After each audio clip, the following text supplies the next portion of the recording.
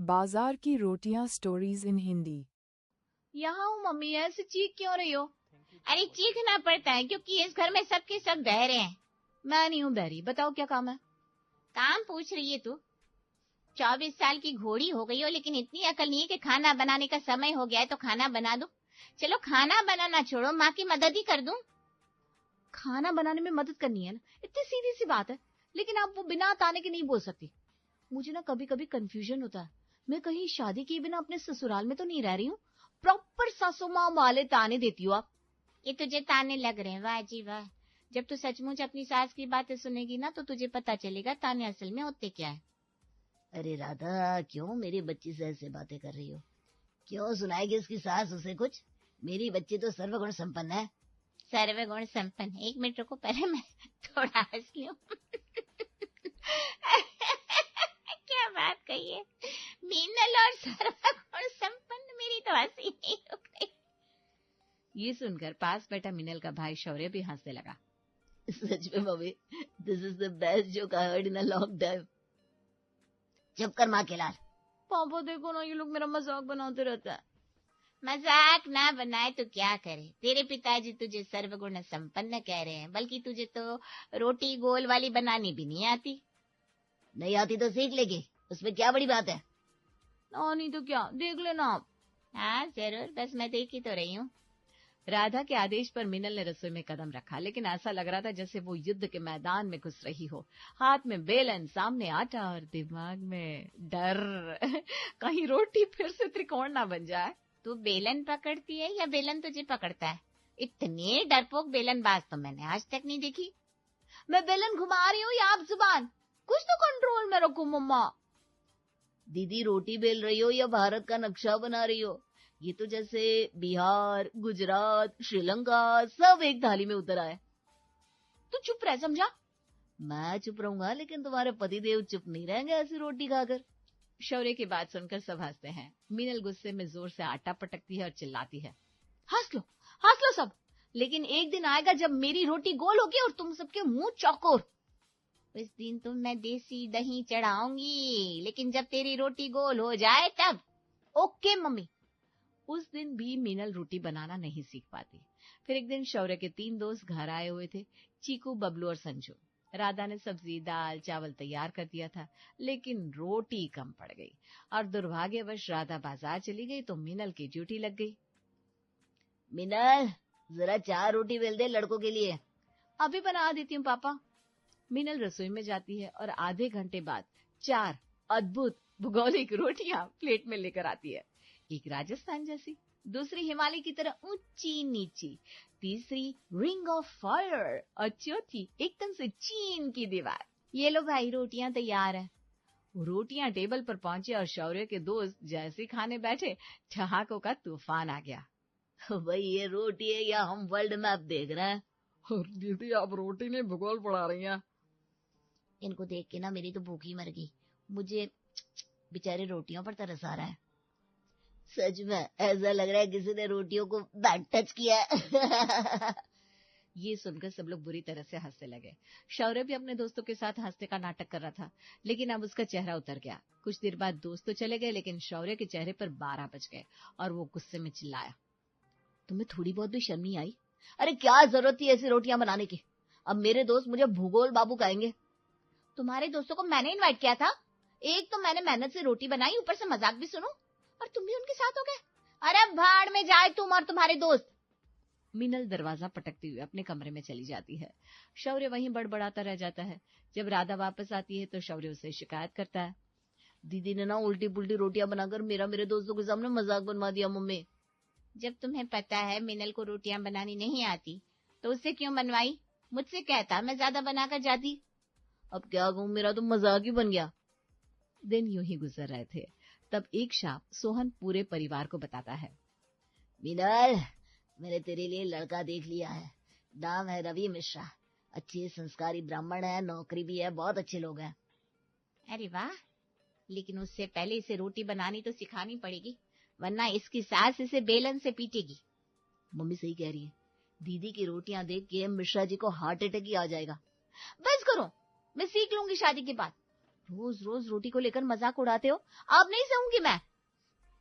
मीनल की जिद के आगे सब चुप हो गए, लेकिन अंदर ही अंदर सबको डर था कि मिश्रा परिवार में उसकी रोटियों की परीक्षा ना हो जाए। मैं उन लोगों को बुला रहा हूँ, अगर पसंद आए तो चटमंगनी पटबिया। सही है, बुला लो। मिश्रा परिवार को बुलाया गया। मीनल और रवि ने एक दूसरे को पसंद कर लिया और फिर उनकी शादी धूमधाम से हो गई। मीनल अब मिश्रा परिवार में बहू बन गई थी। देवर प्रेम, ननद रीतू और सास माला सबने बहुत प्यार से स्वागत किया। भाभी, अब तो आपकी पहली रसोई की बारी है। मीनल मुस्कुराकर सिर हिलाती है, लेकिन मन ही मन सोचती है, हे भगवान, ये लोग रोटी की बात न करे तो मैं हलवा बना दूं। मीनल सिर्फ सूजी का हलवा बनाती है। बहू, हलवा तो बहुत अच्छा बनाया है। सच में ऐसा हलवा तो मैंने कभी नहीं खाया। तभी पड़ोसन सरला कहती है, बहू ने तो कमाल कर दिया हलवे में, पर अगर रोटी सब्जी भी होती तो मजा आ जाता। वो क्या है ना आंटी जी, आज समय थोड़ा कम था, अगली बार जरूर खिलाऊंगी। अरे हाँ, तो मैं तो अक्सर आती ही रहूंगी। मीनल ने चैन की सांस ली। फिर सुबह की पहली किरण के साथ ही मिश्रा परिवार में रसोई की घंटी बजी। मीनल को नाश्ता बनाने का आदेश मिला। उसने जल्दी से अपना ब्रह्मास्त्र निकाला, ट्रायंगल पराठे। गोल रोटी के चक्कर में कहीं फिर से वर्ल्ड मैप ना बन जाए। चलो ट्रायंगल पराठे ही सही, कोई इन्हें भूगोल से तो नहीं जोड़ पाएगा। थोड़ी देर में थालियों में गर्मा गर्म ट्रायंगल पराठे और अचार परोसे गए। पराठे तो स्वादिष्ट है, लेकिन बेटा सुबह सुबह रोटी खा लेता तो अच्छा लगता। ओह, मुझे पता नहीं था पापा जी, अगली बार से जरूर बना दूंगी। बस एक बार पराठे खाकर तो देखिए, सुबह सुबह इससे बढ़िया क्या होगा। बात तो सही है, सुबह सुबह पराठे भी बुरे नहीं है। अब से पराठे ही खाया करूंगा बस बिटिया। मीनल ने राहत की लंबी सांस ली। कुछ देर बाद रवि नाश्ता करके ऑफिस चला गया। मीनल ने रसोई संभाली और मन ही मन सोचा, रोटी के दिन निकालना है, चलो दाल चावल बनाते हैं, थोड़ा अचार, थोड़ी चटनी और रोटी से दूर की दूरी बनाए रखते हैं। भोजन परोसा गया। गर्मा गर्म उड़द की दाल, घी चढ़े चावल, धनिये की चटनी और नींबू वाला अचार। लेकिन रोटी गायब। बहू, तुमने रोटी नहीं बनाई? मम्मी जी, हमारे यहाँ दोपहर में बस दाल चावल ही खाए जाते हैं, रोटी तो रात के खाने में ही बनती है। ओहो, दादी के घर की परंपरा आ गई हमारे घर। दाल तो बढ़िया बनी है, चटनी भी जोरदार है। अच्छा है, आज एक बदलाव सही लगा। मीनल फिर एक बार रोटी की जंजीरों से बच निकली थी, लेकिन अब रात की टेंशन। शाम होते होते मौसम ने रंग बदला। ठंडी हवा, हल्की फुहारें और चाय का मन ललचाने लगा। वाह, ऐसा मौसम, इसमें रोटी ना जी ना। आज तो बनेगी गर्मा गर्म कचौड़ियां और अदरक वाली चाय। रात को जब खाना परोसा गया तो टेबल पर थी सिर्फ कचौड़ियां, सब्जी और चाय।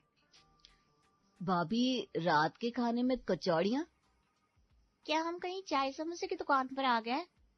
आप लोग मौसम तो देखिए, ऐसी ठंडी हवाओं में रोटी कौन खाता है। गरम चाय और कचौड़ियां खाइए, दिल से दुआएं दीजिए। अरे नहीं, बहू की बात कौन टाल सकता है, चलो खा लेते हैं। कचौड़ियां स्वादिष्ट थी, सबने खाई और खूब तारीफ की, लेकिन प्रदीप अंदर ही अंदर रोटी के लिए तड़प रहा था। दिन भर हो गया, रोटी का एक टुकड़ा नहीं मिला। अरे छोड़िए ना, बहू का पहला दिन है, कल से खुद बनवा लेंगे।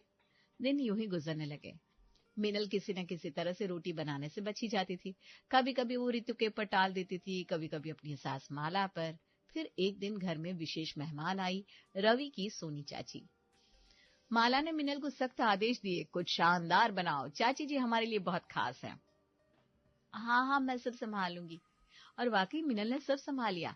आलू टमाटर की सब्जी, पनीर की टिक्की, भुने हुए पापड़, मिर्ची का अचार, दही, बूंदी, बस बस बस रोटी नहीं थी। मैंने इतना कुछ बना दिया ऋतु, तुम रोटी बना लो। ना बाबा ना, चाची का सख्त आदेश है, वो सब कुछ बहू के हाथ का ही खाएंगी। अगर उन्हें पता चल गया रोटी मैंने बनाई है तो तांडव कर देंगी। मीनल घबरा गई, लेकिन अब समय भी नहीं बचा था, तो उसने खाना परोस दिया। सभी थाली में झांक रहे थे। अरे रोटी नहीं बनाई बहू ने? वो चाची जी आज जरा स्पेशल आइटम्स बनवाए थे तो। हाँ, बहुत स्पेशल, बिना रोटी का खाना। चाची कुछ नहीं बोली, मुस्कुराई और खाकर चली गई। लेकिन जैसी वो गई, बहू ये क्या तरीका है, मेहमानों के सामने रोटी नहीं परोसी? हमारे यहाँ रोटी सबसे जरूरी चीज होती है, ये कोई कैफे नहीं है जहाँ स्नैक्स चल जाए। मिनल, अब तक तो कुछ नहीं किया, लेकिन आज तो हद हो गई है। माफ कर दीजिए, इतना सब कुछ बनाया कि रोटी बनाने का समय ही नहीं बचा। तो एक सब्जी कम कर देती, लेकिन रोटी तो बनाती। तुमने चाची के सामने नाक कटवाती। अगले दिन माला ने खुद सब्जी बनाई, लौकी की सब्जी। उसने ये सब्जी खास तौर पर इसलिए बनाई थी क्योंकि ये सिर्फ रोटी से ही खाई जा सकती थी। बहुत सब्जी बन गई है, अब रोटी तुम बना दो। जी मम्मी जी, थोड़ी देर में बनाती हूँ। थोड़ी देर और थोड़ी देर और थोड़ी देर, और फिर शाम हो गई। मीनल ने रोटी नहीं बनाई और जब सब खाना खाने बैठे तो रोटी कहाँ है? वो आज जरा बिजी हो गई थी ना, तो रोटियां नहीं बना पाई। बस बहुत हुआ मीनल, पता नहीं क्यों ये बहाने बनाती रहती हो। तुम कौन सा रॉकेट साइंस में लगी हुई थी जो टाइम नहीं मिला? ये आखिरी बार है, कल से अगर रोटी नहीं बनी तो समझ लेना तुम्हारी खैर नहीं। जी। मीनल को माला की सख्त चेतावनी मिल चुकी थी, कल से रोटी नहीं बनी तो समझ लेना तुम्हारी खैर नहीं। मीनल के कानों में वो शब्द गूंज रहे थे जैसे रोटी खुद तमतमाई हुई कह रही थी, बना मुझे नहीं तो खा जाऊंगी। भगवान, मुझे तो रोटी बेलना ही नहीं आता, काश मैंने सीख ली होती, पर अब क्या करूं, कहाँ जाऊं? कपड़े बदलकर बालों को खुला छोड़कर मीनल यूं निकली जैसे कोई बॉलीवुड की हीरोइन अपने भविष्य की तलाश में निकल पड़ी हो। सड़क पर चलते चलते उसके कदम रुक गए। उससे सामने एक छोटा सा ढाबा दिखा, एक साधारण सा लेकिन साफ सुथरा ढाबा। उस पे बैठा था 26 साल का युवक गौरव। भैया जी। जी बहन जी बताइए। आप मुझे रोज 3 टाइम घर जैसी रोटियां बना कर दे सकते हैं? क्या? नहीं बहन जी, हमारे यहाँ तंदूरी रोटी बनती है, वो भी सिर्फ शाम को। घर वाली रोटी वो तो बस घर में बनती है। भैया प्लीज, मेरी इज्जत का सवाल है, अगर रोटी नहीं बनी तो मेरी सास मुझे बेलन से बेल देगी। अरे नहीं नहीं, मैं नहीं कर सकता, ये ढाबा है, रोटी भंडार नहीं है। मैं मीनल मिश्रा हूँ, मिश्रा जी की बहू, आप उन्हें जानती होंगे।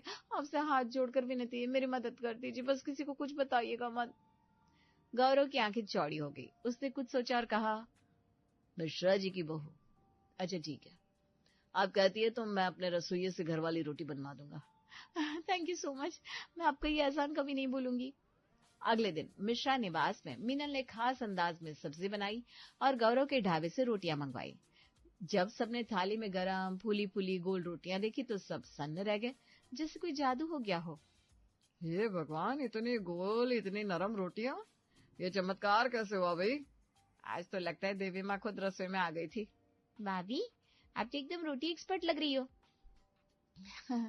बस थोड़ा अभ्यास किया और थोड़ा चमत्कार हुआ। आप लोग मुझे गलत समझ रहे थे कि मैं खिलाना नहीं चाहती। नहीं ऐसा नहीं है, हमें लगा तुम्हें रोटी से एलर्जी है। मीनल की रोटियां दिन ब दिन लोगों की जबान पर चढ़ गई। सबको बस एक ही सवाल सताता था, बहू इतनी जल्दी इतनी एक्सपर्ट कैसे बन गई? लेकिन ये सच सिर्फ मीनल और गौरव जानते थे। तुम्हारी वजह से ना मेरी जिंदगी बदल गई गौरव। मैं तो बस अपना काम कर रहा हूँ। एक शाम जब मीनल रोटियां लेने ढाबे पहुंची तो दूर से एक जानी पहचानी हंसी सुनाई दी। उसे छिपकर देखा, अरे ये तो रितु है, और ये गौरव, ये तो हंस हंस कर बातें कर रहे हैं। वो थोड़ा पास पहुंची तो उसे रितु और गौरव की बातचीत सुनाई देती है। तुम्हारी रोटियां कमाल की है, पर तुम्हारी मुस्कान वो तो और भी जबरदस्त है। तुम हंसती हो तो लगता है रोटी खुद ब खुद फूल जाती है। मीनल की आंखें फटी की फटी रह गई। हे रोटियों के देवता, यहाँ तो चूल्हे की आंच के साथ मोहब्बत भी पक रही है। रितु के जाने के बाद मीनल रोटी लेकर वापस आ गई और उसने अपने पति रवि को ये बात बताई। रवि जी, एक बात बतानी है, बहुत जरूरी है। आज जब मैं बाजार गई ना तो देखा रितु और वो ढाबे वाला गौरव एक दूसरे से मतलब बहुत नजदीक है। मैंने छिपकर बात सुनी तो पता चला दोनों एक दूसरे से प्यार करते हैं। क्या? मेरी बहन और वो ढाबे वाला? ये तो अरे पर आप गुस्सा क्यों हो रहे हो? अरे तो और क्या करूं? अरे वो समझदार है, गौरव मेहनती लड़का है, अपने बल पर खड़ा है और प्यार किया है, कोई गुनाह नहीं किया।